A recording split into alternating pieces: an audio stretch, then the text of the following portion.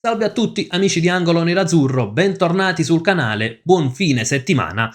Vigilia di Inter Udinese e andremo quindi a vedere cosa attenderci dalla sfida di domani sera, quali sono punti di forza e punti deboli dei nostri avversari e a proposito di questo vedete già pronta la lavagna tattica alle mie spalle, andremo poi a vedere le ultime di formazione con una piacevole novità nella formazione dell'Inter, ovvero la titolarità di Sušić. Andremo anche a vedere al posto di chi, quantomeno qual è in questo momento il ballottaggio.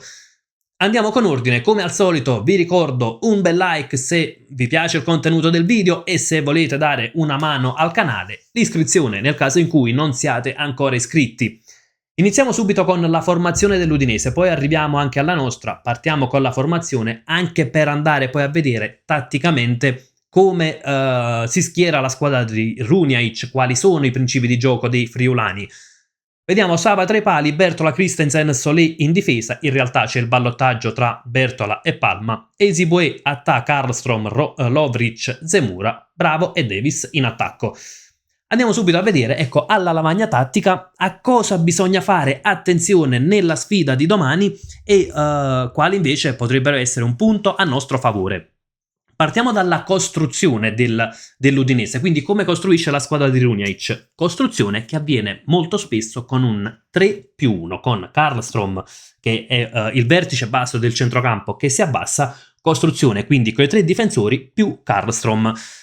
Possesso palla paziente alla ricerca della possibilità di verticalizzare, verticalizzazione che viene affidata quasi sempre ad Omar Solé. Solé che poi va a cercare o la verticalizzazione per le corsie esterne oppure va ad appoggiarsi direttamente su Davis che è un po' il centravanti, ecco è un attacco a 2, però Davis è sicuramente più l'attaccante di peso dell'Udinese. Solé che, occhio però, ha fatto qualche errore contro il Verona. Ecco, in generale il primo possesso dell'Udinese non è stato perfetto nella prima giornata contro il Verona, anzi ci sono stati diversi palloni persi in quelle situazioni. Andiamo infatti a vedere anche le statistiche di Solé nella sfida contro la squadra giallo-blu e vediamo tantissimi tocchi, 108, palle lunghe 10 su 12 sono state precise, quindi occhio a far verticalizzare Solé, però anche il possesso perso sono 14 possessi persi, quindi sicuramente un numero non elevatissimo, ma neanche così basso. Segno che, quindi, l'Udinese nel primo possesso qualcosina concede. Quale può essere, quindi, la principale arma per andare subito a mettere in difficoltà i friulani? Il pressing alto che abbiamo visto in più di un'occasione in questa Inter di Christian Chivu, quindi mi aspetto che ci siano i 2 attaccanti che vanno a pressare 2 dei 3 difensori e l'altro che possa essere una mezzala che si alza. Sušić, se dovesse essere schierato da questo lato, quindi ad alzarsi su uno dei 3 della difesa friulana, oppure Barella, ecco, forse Barella che, o meglio la mezzala destra, poi da capire se sarà Barella, se sarà Sušić, come li schiererà Chivu, ma la mezzala destra che può andare su Solé e quindi a mettere proprio in difficoltà questa costruzione cercando di recuperare palla in zona avanzata del campo, come è successo in più di un'occasione contro il Torino. Come avviene poi ecco, lo sviluppo, come si comporta il centrocampo dell'Udinese? Le 2 mezzali, Attà e Lovric, sono mezzali molto mobili. In realtà nella grafica della formazione dell'Udinese abbiamo visto Attà come mezzala destra, Lovric a sinistra. Contro il Verona hanno giocato invertiti, le ultime li portano in questa situazione, ma insomma i principi di gioco non cambiano poi con l'inversione delle 2 mezzali e soprattutto Attà è una mezzala molto mobile. Lo troviamo infatti ad andare ad agire negli half space, quindi in queste zone tra la parte centrale del campo e la corsia laterale, ma lo troviamo a dare una mano agli esterni, cosa che in parte fa anche Lovric, ma lo troviamo anche proprio diciamo nella zona di competenza dell'altra mezzala. Se infatti andiamo a vedere ecco la mappa termica di Attà contro il Verona, vediamo praticamente un calciatore molto mobile e che è andato proprio ad agire in quegli half space, oltre a dare poi effettivamente una mano anche sulle corsie esterne. Quindi punto a cui fare attenzione, questo movimento di Attà. Movimento di Attà che poi fa un po' il paio con il movimento di Iker Bravo, perché anche l'attaccante dell'Udinese i due attaccanti, c'è Iker Bravo che fa tantissimo movimento, quindi va incontro al centrocampo, svaria molto, mentre c'è Davis poi che è più il centravanti di peso, quello che va più ad attaccare con l'area di rigore, ad attaccare la profondità. E quindi occhio anche a Iker Bravo che, come vediamo anche dalla mappa termica contro il Verona, praticamente non è un attaccante che riempie l'area di rigore, ma un attaccante che fa tanto movimento. E quindi occhio a questi movimenti sia di Attà che di Iker Bravo, che vanno un po' ad agire tra le linee, e si può creare quell'incertezza su chi può seguire questi calciatori, se a seguirlo deve essere il terzo di difesa, se deve essere la mezzala. Perché può crearsi questo problema? Perché i quinti dell'Udinese vanno a sfruttare moltissimo l'ampiezza. Non è un caso che li ho schierati più larghi rispetto ai nostri quinti, perché gli esterni del centrocampo friulano vanno proprio a sfruttare, ecco, le zone molto laterali del campo, vanno a cercare di allargare la linea difensiva avversaria, e molto spesso li troviamo in fase di sviluppo anche molto alti, quasi sulla linea degli attaccanti. E quindi con un quinto che sale così tanto, il nostro quinto sarà costretto ad abbassarsi, e occhio perché poi se la mezzala va ad aiutare proprio il quinto del lato dove si sta sviluppando l'azione, ecco che in queste zone di campo sarà determinante il lavoro degli interni, dei quinti e del terzo di difesa, ovviamente da un lato, così come dall'altro lato del campo. Come detto, però, l'Udinese è una squadra che qualcosa concede, anzi oserei dire più di qualcosa, perché poi contro il Verona ha fatto una partita tutt'altro che perfetta, anzi c'è stato anche qualche problemino, forse proprio in fase di concentrazione in alcuni frangenti del match, e come detto che ha sofferto soprattutto il primo possesso. Andiamo però, prima di arrivare poi alla fase di non possesso e come possiamo sfruttare i punti deboli dell'Udinese, come finalizza l'azione la squadra friulana. La finalizzazione avviene sfruttando molto le corsie esterne, quindi come abbiamo visto col quinto che avanza e va a sfruttare l'ampiezza, magari con la mezzala che va a dare un aiuto, e poi da lì si prova ad arrivare al cross. Quando questo non viene reso possibile perché magari l'avversario blocca le corsie esterne, perché magari non trovano sbocco, provano a sfruttare invece le corsie centrali, come detto con Iker Bravo che fa sì tanto movimento, Davis che diventa anche un po' il terminale delle verticalizzazioni, quindi che riceve palla, poi la smista sulle corsie esterne se c'è spazio, o magari ecco al centrocampista, e in questo caso occhio al movimento di Attà. Stiamo continuando a ritenerlo mezzo alla sinistra, insomma cambia poco se è mezzo alla destra, con Attà che va anche in progressione centrale, ed è un calciatore che è capace anche di sfruttare il dribbling contro il Verona, 6 dribbling riusciti su 8, quindi un calciatore che in progressione riesce a saltare l'avversario. Non è un calciatore dalla tecnica eccezionale, però è un elemento molto interessante e che quindi può andare a creare un po' quello scompiglio nella zona di rifinitura. Arriviamo anche però alla fase di non possesso dell'Udinese, perché è un Udinese che secondo me concede, ecco, oltre come hai visto che può soffrire il nostro pressing, secondo me è una squadra che può soffrire moltissimo anche le verticalizzazioni.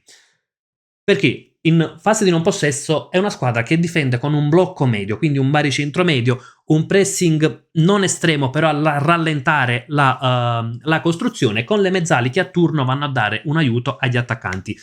Quindi già da qui fondamentale il rientro di Çalhanoğlu, perché quando Çalhanoğlu si abbasserà per sviluppare la prima costruzione dell'Inter, sicuramente la qualità è diversa rispetto a quella di Barella, visto che Çalhanoğlu è più un regista puro. Quando invece gli avversari poi superano la metà campo, l'Udinese tende poi ad abbassarsi, a creare proprio un vero e proprio 5-3-2 e cercando anche di stringere le linee. Cosa può soffrire l'Udinese? Innanzitutto la transizione negativa, cercano di recuperare subito palla, c'è un'aggressione per recuperare palla in zona avanzata, soprattutto, ecco, come detto, se si trovano nella metà campo avversaria. E quindi è qui che l'Udinese può concedere qualcosa. Innanzitutto, se questa regressione non va a buon fine, l'Inter riesce a verticalizzare subito, può trovare degli spazi tra le linee soprattutto, ma con un baricentro medio, naturalmente i difensori dell'Udinese lasciano spazio alle proprie spalle, e quindi un po' quello che abbiamo visto fare contro il Torino, verticalizzazioni rapide, magari Lautaro che va incontro all'azione per essere un po' il terminale, Thuram che attacca alla profondità, e si può sfruttare la velocità del francese, così come sicuramente sarà importantissimo anche Petar Sušić che va a giocare tra le linee, quindi insomma pressing sulla prima costruzione e verticalizzazione e ricerca della profondità, quando invece l'Udinese è in fase di non possesso. La transizione positiva dell'Udinese quando recupera palla molto dipende da come sono situati. Ecco, se c'è possibilità verticalizzano subito, ma non è una ricerca estrema della verticalizzazione, perché come detto fanno anche un possesso palla paziente alla ricerca dello spazio. Arriviamo anche alla nostra probabile formazione, dopo aver visto quali sono punti di forza e punti deboli, a cosa fare attenzione e cosa invece possiamo sfruttare per far male alla squadra di Runjaic. Arriviamo anche alla nostra formazione. La piacevole sorpresa è che Sušić potrebbe sostituire Mkhitaryan. Nulla contro l'armeno, naturalmente, però è la dimostrazione che inizia ad esserci un post Mkhitaryan. Se fino alla scorsa stagione sembrava un calciatore assolutamente insostituibile, con l'arrivo di Sušić vediamo che c'è possibilità anche di pensare al centrocampo un po' del futuro, un centrocampo dopo Mkhitaryan, verrebbe quasi da dire c'è vita dopo l'armeno. Perché è un qualcosa che a me soddisfa tanto? Perché Sušić è un calciatore che è diverso da Mkhitaryan, però è un calciatore che riesce a fare tutte le fasi di gioco, dalla fase di non possesso, riesce ad aiutare in costruzione qualora ce ne fosse il bisogno anche con Çalhanoğlu in campo. È un calciatore che poi in fase di sviluppo dell'azione, in fase di possesso, riesce ad avanzare, va a creare scompiglio sulla tre quarti, ha una tecnica eccezionale, l'abbiamo vista pienamente contro il Torino. Perché sono particolarmente soddisfatto che sia schierato al posto di Mkhitaryan e non al posto di Çalhanoğlu, perché secondo me oggi l'Inter con Çalhanoğlu in cabina di regia può avere una marcia in più. È una squadra che verticalizza tanto, si cerca molto la verticalità anche per zone centrali del campo. Contro il Torino quel ruolo lo ha fatto Barella, non ha fatto malissimo, ma neanche è stato eccezionale, perché non è il suo ruolo, perché non è la sua caratteristica migliore quella di impostare. In questo modo abbiamo Çalhanoğlu che quando deve verticalizzare ovviamente tecnica eccezionale, Barella a fare la mezzala e quindi andiamo a sfruttare le sue caratteristiche, Sušić l'altra mezzala che naturalmente anche lì è il suo ruolo naturale, almeno in questo 3-5-2, e non dobbiamo snaturare nessuno dei centrocampisti. Secondo me l'Inter con questo centrocampo può ottenere il massimo del rendimento per caratteristiche. Il resto della formazione è la stessa praticamente che ha battuto il Torino, quindi Sommer, Pavard, Acerbi, Bastoni, Dumfries e Di Marco sulle corsie esterne, Lautaro Thuram in attacco. A partita in corso, secondo me, vedremo Pio Esposito e occhio perché potrebbe essere una delle armi. Ecco, con l'Udinese, come abbiamo visto, quando si risistema schiera un 5-3-2 e con difensori dell'Udinese che sono altissimi, sono tutti superiori ad 1,90 m, l'unico che può giocarsela nei duelli aerei con la difesa dell'Udinese è proprio Pio Esposito, quindi occhio all'utilizzo a partita in corso, seppur ci auguriamo che quando entrerà, se dovesse entrare Esposito, il risultato sarà già a nostro favore. Ovviamente, come detto, l'Udinese non ha particolarmente impressionato contro il Verona. La differenza tecnica tra le due formazioni c'è, se la partita non viene sottovalutata.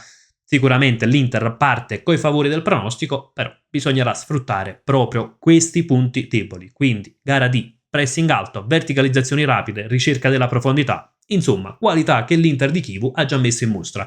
Fatemi sapere anche la vostra nei commenti, cosa vi aspettate dalla sfida di domani sera, chi secondo voi potrà essere il calciatore determinante. Insomma, come al solito, sfruttiamo la sezione anche per confrontarci. Io vi saluto, vi ricordo anche che domani sera ci sarà la live nell'immediato post partita, quindi subito dopo il fischio finale. Non mancate e come sempre vi lascio con un gran bel Forza Inter!